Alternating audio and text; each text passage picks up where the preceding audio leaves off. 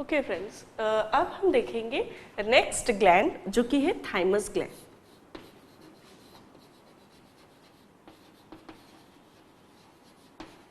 Thymus gland small lobes होते हैं between the lungs, ठीक है। तो जैसे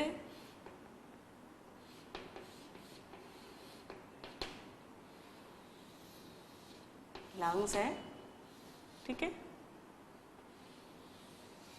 तो यहाँ पर स्मॉल लोब्स होते हैं, ठीक है, जो कि थाइमस ग्लैंड कहलाती है, ठीक है।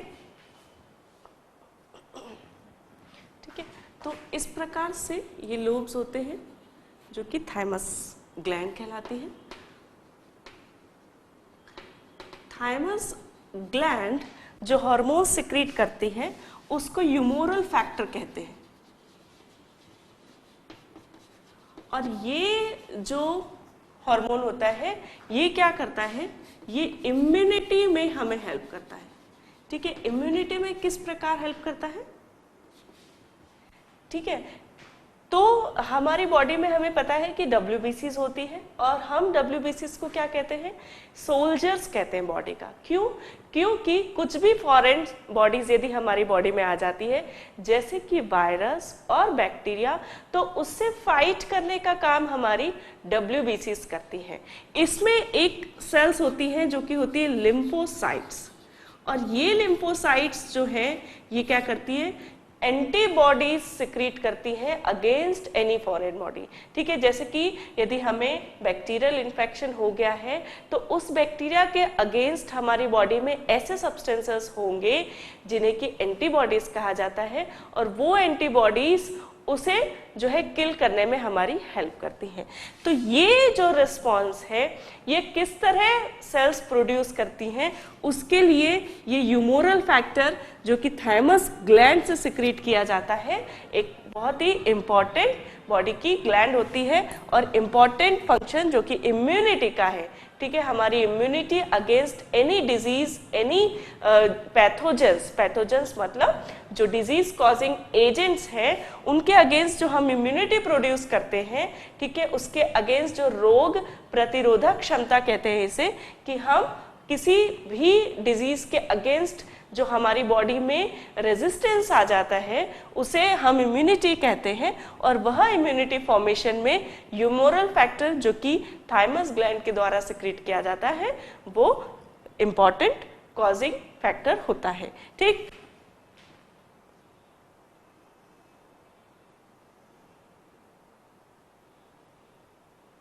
ठीक है, तो लिम्फोसाइट्स और इस प्रकार लिम्फॉइड सिस्टम को डेवलपमेंट ऑफ लिम्फॉइड सिस्टम, ठीक है, तो उसमें ये थाइमस ग्लैंड हमारी हेल्प करती है, ठीक है। थाइमस ग्लैंड के बाद है पेनक्रियास। जैसा कि मैंने आपको बताया कि pancreas mixed type of gland है, एंडोक्राइन और एक्सोक्राइन दोनों फंक्शन ये परफॉर्म करती है।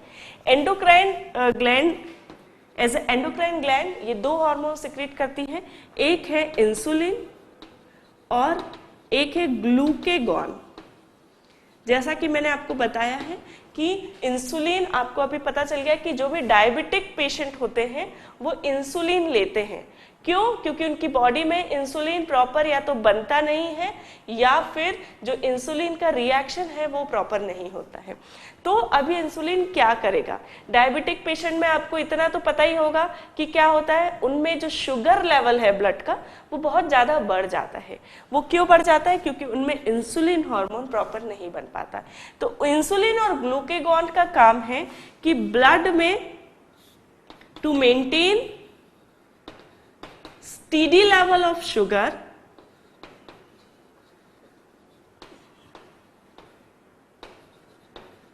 in blood। तो शुगर का एक constant level, steady level maintain करना इन ब्लड, ये फंक्शन है ग्लूकेगॉन और इंसुलिन का। यदि इंसुलिन या ग्लूकेगॉन की कमी आ जाएगी तो ये जो लेवल है शुगर का या ग्लूकोज का ये मेंटेन नहीं हो पाएगा, और शुगर जब बहुत ज़्यादा बढ़ जाएगी, ठीक है, तो डेफिशिएंसी ऑफ द हार्मोन क्या करेगा, will result into the increased level of sugar into the blood, and that condition is called as diabetes mellitus. ठीक है, तो समझ रहे हैं आप बात। डायबिटीज में क्या होता है, शुगर लेवल बहुत ज्यादा बढ़ जाता है due to the deficiency of these hormones, और देन इसीलिए पेशेंट को एक्सटर्नली इंसुलिन लेने की जरूरत पड़ती है। ठीक है, तो पैनक्रिएटिक ग्लैंड हमने देखी। पैनक्रिएटिक ग्लैंड आपको पता है कहाँ होता है, ठीक है। सो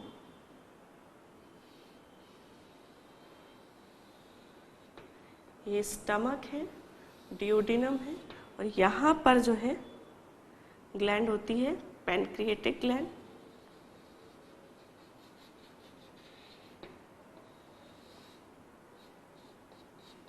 ठीक है, तो ये पैनक्रिएटिक ग्लैंड जो है ये क्या करती है, इंसुलिन बनाती है। ठीक है, बिलो द स्टमक होती है ये ग्लैंड, और ये इंसुलिन और ग्लूकेगॉन दो hormone as a endocrine gland secrete करती है।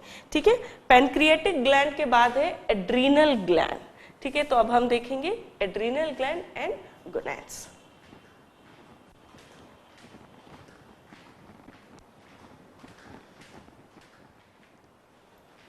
ओके फ्रेंड्स, अब हम देखेंगे नेक्स्ट ग्लैंड जो कि adrenal gland. Okay, adrenal gland जो है कोनिकल ग्लैंड होती है अबव किडनीज। ठीक है, तो किडनीज जो होती है हमारी, ठीक है, इस प्रकार की किडनीज होती हैं। ठीक है, और यहां पर ऊपर इस प्रकार की कोनिकल ग्लैंड्स होती हैं above the both of the kidneys, and they are called as adrenal gland.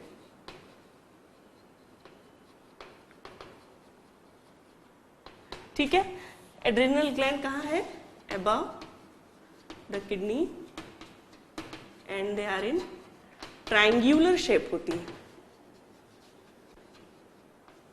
triangular in shape।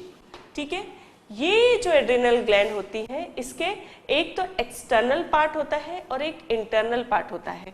जो एक्सटर्नल लेयर होती है, एक्सटर्नल पार्ट होता है, उसे कहते हैं कॉर्टेक्स या एड्रिनल कॉर्टेक्स, और जो इंटरनल पार्ट होता है उसे कहते हैं मेड्यूला या एड्रिनल मेड्यूला। तो जो कॉर्टेक्स होता है उससे डिफरेंट हार्मोन रिलीज होते हैं और उनके डिफरेंट फंक्शंस होते हैं, और जो मेड्यूला होता है उससे डिफरेंट हार्मोन सिक्रीट होते हैं। कॉर्टेक्स से जो हार्मोन सिक्रीट होते हैं एड्रिनल कॉर्टेक्स से, उन्हें कॉर्टिकोस्टेरॉइड हार्मोन कहते हैं, कॉर्टिकोस्टेरॉइड्स हार्मोन कहते हैं। ठीक है, तो ये कॉर्टिकोस्टेरॉइड हार्मोन एड्रीनल कॉर्टेक्स से रिलीज होते हैं।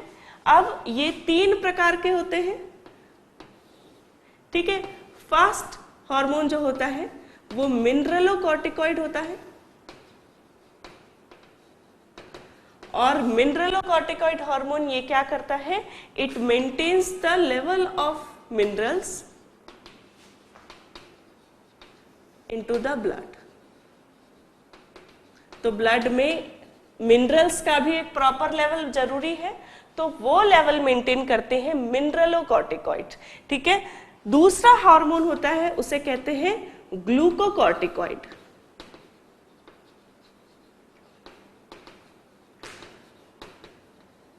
और ये ग्लूकोकॉर्टिकॉइड हार्मोन ब्लड में शुगर का लेवल बढ़ा देता है, increase the glucose level in blood. ठीक है, and maintains the sugar level in blood. इस प्रकार शुगर का लेवल ब्लड में मेंटेन रखता है। ठीक है, क्या कहना है, यदि ब्लड में किसी कारण से ग्लूकोज का लेवल कम हो गया, ठीक है, यदि क्योंकि हमें ग्लूकोज बहुत जरूरी है सारी सेल्स को, तो यदि किसी कारण से ब्लड में ग्लूकोज का लेवल नहीं है, फॉर एग्जाम्पल हमने खाना नहीं खाया है, तो ब्लड में ग्लूकोज का लेवल कम हो जाएगा। 1 दिन तक 2 दिन तक यदि हम खाना नहीं खाते तो ब्लड में ग्लूकोज का लेवल कम हो जाएगा। तो उस स्थिति में ये ग्लूकोकॉर्टिकॉइड जो है हार्मोन है वो एड्रिनल कॉर्टेक्स से सिक्रीट होंगे, और ये ग्लूकोकॉर्टिकॉइड जो है क्या करेंगे, ग्लूकोज का लेवल बढ़ा देंगे। ठीक है, उसकी मेटाबॉलिज्म कुछ भी हो सकती है, उसकी प्रोसेस कुछ भी हो सकती है। For example protein break down करे और ग्लूकोज फॉर्म करे, for example fat break down करे और ग्लूकोज फॉर्म करे। ठीक है, तो किसी भी तरीके से ग्लूकोज का लेवल बढ़ाना है ब्लड में, और वो काम करते हैं ग्लूकोकॉर्टिकॉइड हार्मोन। तीसरे हार्मोन होते हैं जिन्हें कहते हैं sex corticoid hormone, corticoid hormone. ठीक है, तो ये जो होते हैं दे फंक्शन एज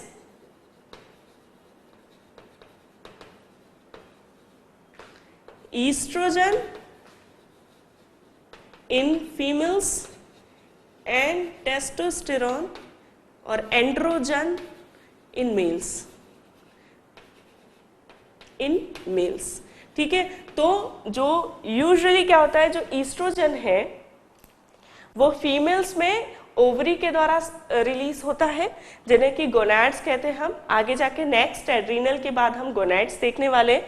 तो ओवरी के द्वारा ईस्ट्रोजन सिक्रीट होता है, लेकिन साथ ही एड्रीनल कॉर्टेक्स भी उसे कुछ मात्रा में सिक्रीट करता है, लेकिन बहुत ज्यादा मात्रा में सिक्रीट नहीं करता है, और इसीलिए इनका जो फंक्शन होता है it is masked by the estrogen and androgen of males. ठीक है, मेल्स में एंड्रोजन या टेस्टोस्टेरॉन्स जो है वो टेस्टिस के द्वारा सिक्रीट किए जाते हैं। ठीक है, तो इनके द्वारा जो ओवेरियन या गोनाडिक हार्मोन है उनके द्वारा इनका जो रोल है वो मास्क हो जाता है, कवर अप हो जाता है, इसलिए इसका जो फंक्शन है बहुत जो है ज्यादा प्रोमिनेंट नहीं होता। एड्रीनल कॉर्टेक्स के हार्मोन का, सेक्स हार्मोन्स का ज्यादा फंक्शंस प्रोमिनेंट नहीं होता। ठीक है, तो it function is masked by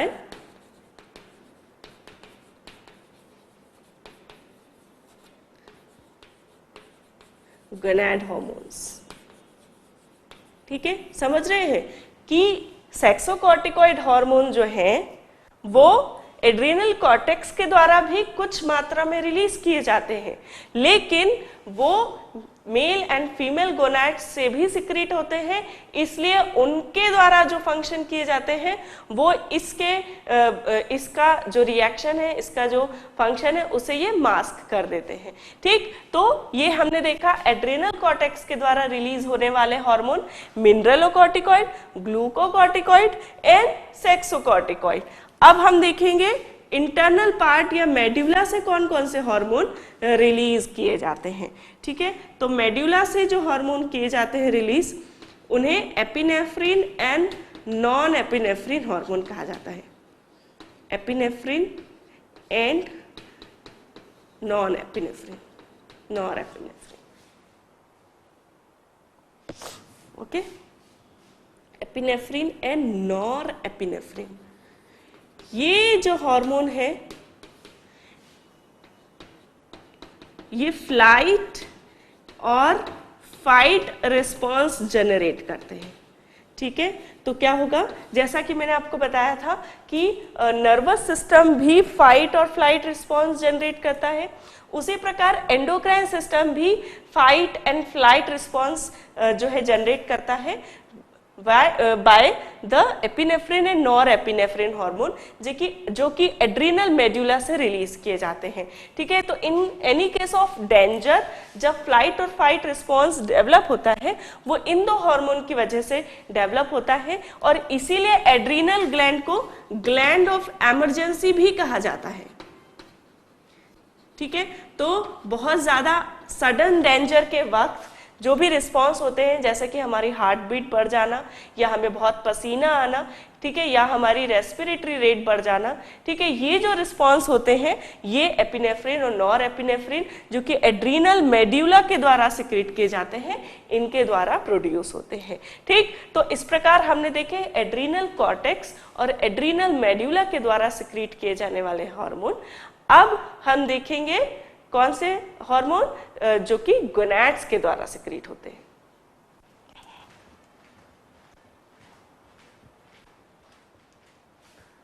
okay friends, तो अब हम देखेंगे नेक्स्ट एंडोक्राइन ग्लैंड्स, और वो है गोनैड्स। ठीक है, तो गोनैड्स जो है मेल्स में होते हैं टेस्टिस, जो कि स्क्रॉटम में रहते हैं, और फीमेल्स में होती है ओवरीज, ठीक है। और ये जो है गोनैड्स जो है डिफरेंट हार्मोन सिक्रीट करते हैं जो कि sexual maturation, growth and maturation के लिए रिस्पॉन्सिबल होते हैं। तो सबसे पहले हम देखते हैं टेस्टिस, ठीक है। तो टेस्टिस जो है क्या सिक्रीट करते हैं? टेस्टोस्टेरॉन, टेस्टोस्टेरॉन हार्मोन सिक्रीट करता है, ठीक है, जो कि रिस्पॉन्सिबल होता है, जैसा कि मैंने बताया, सेक्सुअल जो है ग्रोथ और मैच्योरेशन के लिए रिस्पॉन्सिबल होते हैं hormones from the gonads. Males में टेस्टोस्टेरॉन का जो फंक्शन है वो होता है enlargement of the penis, okay. Then the secondary sexual characteristics, secondary sexual characteristics क्या होते हैं? आफ्टर द प्यूबर्टी अपीयर्स, ठीक है। तो जो एडोलेसेंट में चेंजेस होते हैं बॉडी में, टीनेज में जो चेंजेस होते हैं बॉडी में, टीनेज वह एज होती है जिसमें क्या होता है कि चाइल्डहुड से जो पर्सन है वो एक एडल्ट ग्रोथ को अटेंड करता है। तो दैट जो पीरियड होता है, ठीक है, उस पीरियड को कहते हैं, जो ट्रांसफॉर्मिंग पीरियड होता है उस पीरियड को हम प्यूबर्टी कहते हैं। और उस प्यूबर्टी एज में क्या होता है कि जो चाइल्ड की ग्रोथ है वो एक चाइल्ड से एक एडल्ट की एज को अटेंड करती है, ठीक है। तो ड्यूरिंग दैट पीरियड जो सेकेंडरी सेक्सुअल कैरेक्टरिस्टिक्स हैं वो डेवलप होते हैं। और ये सेकेंडरी सेक्सुअल कैरेक्टरिस्टिक्स में क्या होता है? जो वॉइस चेंजेस होते हैं, मेल्स में वॉइस चेंजेस होते हैं, जो वॉइस है वो थोड़ी हैवी हो जाती है ड्यूरिंग दिस पीरियड, ठीक है। साथ ही जो प्यूबिक हेयर्स होते हैं, प्यूबिक रीजन्स में हेयर अपीयरेंस, ठीक है, एंड ठीक है एक्सियल हेयर्स जो होते हैं, अंडर आर्म्स हेयर्स जो होते हैं उनका अपीयरेंस, ठीक है। दीज ऑल जो फंक्शंस होते हैं, दिस ऑल जो ग्रोथ होती है, it is due to the testosterone hormone, ठीक है। तो साथ ही, ठीक है, ये हो गया टेस्टोस्टेरोन का फंक्शन। साथ में स्पर्म फॉर्मेशन के लिए भी, ठीक है, और साथ में growth and proper functioning of reproductive organ, ठीक है। तो रिप्रोडक्टिव ऑर्गन की जो फंक्शनिंग है उसे मेल्स में टेस्टोस्टेरोन हार्मोन जो है वो रेगुलेट करता है, ठीक है। वहीं फीमेल्स में जो है ओवरीज जो है वो दो प्रकार के हार्मोन रिलीज करती है, एक तो होता है ईस्ट्रोजन और एक होता है प्रोजेस्टेरोन, ठीक है। और एक और बात याद रखें कि जैसा कि हमने पिट्यूटरी हार्मोन भी पढ़े थे, FSH एंड LH हार्मोन, ठीक है, उनके साथ में मिलकर ये फीमेल्स में ईस्ट्रोजन एंड प्रोजेस्टेरोन और मेल्स में टेस्टोस्टेरोन, ठीक है, ये हार्मोन्स पिट्यूटरी के हार्मोन्स के साथ मिलके सेक्सुअल फंक्शंस को जो है रेगुलेट करते हैं, ठीक है। ईस्ट्रोजन जो है फीमेल हार्मोन है और ये जो है मेंस्ट्रुअल साइकिल को रेगुलेट करता है, it regulates the menstrual cycle.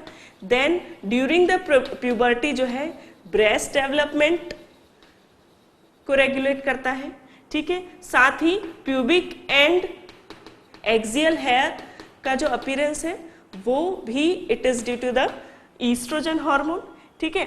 साथ ही जो प्रोजेस्टेरोन हार्मोन होता है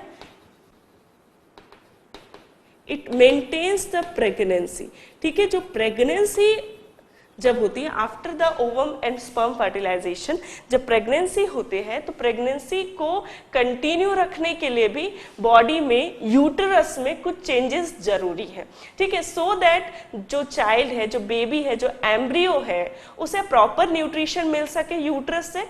उसके लिए यूटरस में कुछ पर्टिकुलर चेंजेस होने चाहिए और उसके लिए प्रोजेस्टेरोन हार्मोन जो है वो रिस्पॉन्सिबल होता है। तो प्रोजेस्टेरोन हार्मोन जो है वो क्या करता है? It maintains the pregnancy. साथ ही ईस्ट्रोजन हार्मोन जो है वो जो बॉडी फैट होता है specially on the हिप्स and thighs in female during the puberty, उसके लिए ईस्ट्रोजन हार्मोन जो है वो रिस्पॉन्सिबल होता है, ठीक। तो इस प्रकार हमने देखा गोनाड्स जो होते हैं मेल्स में टेस्टोस्टेरोन और फीमेल्स में estrogen and progesterone hormones produce करते हैं और they are responsible for the puberty appearance. ठीक है, प्यूबर्टी के लिए भी, प्यूबर्टी में जो चेंजेस होते हैं उसके लिए रिस्पॉन्सिबल होते हैं। ठीक है, प्यूबर्टी मैंने आपको बताया कि that is the transition period, ठीक है, which in which the growth and maturation occur and by which the child attains the adulthood. ठीक है, तो ये जो पीरियड होता है इसमें जितने भी चेंजेस होते हैं these are due to the gonads hormone. ठीक, एंड साथ ही प्रॉपर फंक्शनिंग जो होती है ये उसके लिए भी रिस्पॉन्सिबल होता है। तो these are responsible for the proper functioning and growth of reproductive organ।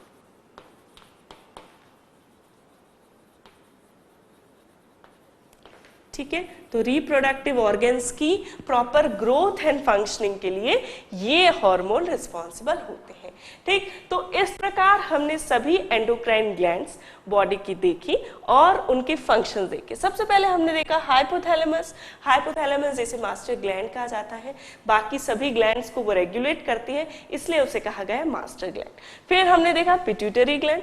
Pituitary gland के पहले पीनियल ग्लैंड जो कि मेलाटोनिन हार्मोन सिक्रीट करती है, वेकअप साइकिल को रेगुलेट करती है। पिट्यूटरी हार्मोन से डिफरेंट हार्मोन जैसे कि ग्रोथ हार्मोन, एसीटीएच या एड्रिनोकॉर्टिकोट्रोपिक हार्मोन रिलीज होता है।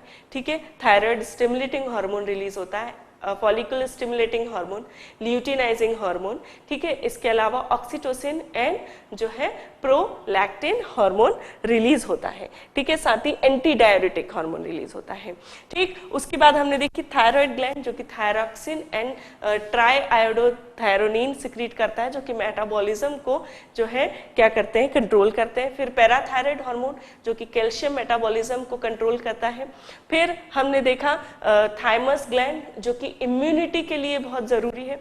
फिर हमने देखा पैनक्रियास की ग्लैंड जिससे इंसुलिन हार्मोन सिक्रीट हो रहा है, ग्लूकागॉन सिक्रीट हो रहा है, जो कि ब्लड में ग्लूकोज का एक स्टेडी लेवल मेंटेन कर रहा है। ठीक, फिर हमने देखा एड्रीनल ग्लैंड। एड्रीनल ग्लैंड से हमने देखा कॉर्टिकोस्टेरॉइड हार्मोन सिक्रीट होते हैं जो कि मिनरल्स का, ठीक है, लेवल मेंटेन करके रखते हैं। ग्लूकोकॉर्टिकॉइड ग्लूकोज का लेवल मेंटेन करते हैं। सेक्स कॉर्टिकॉइड में सेक्स हार्मोन रिलीज होते हैं। ठीक, उसके बाद हमने देखा एड्रीनल मेडुला से एपिनेफ्रिन और नॉर एपिनेफ्रिन जो कि फाइट या फ्लाइट रिस्पॉन्स जनरेट करते हैं।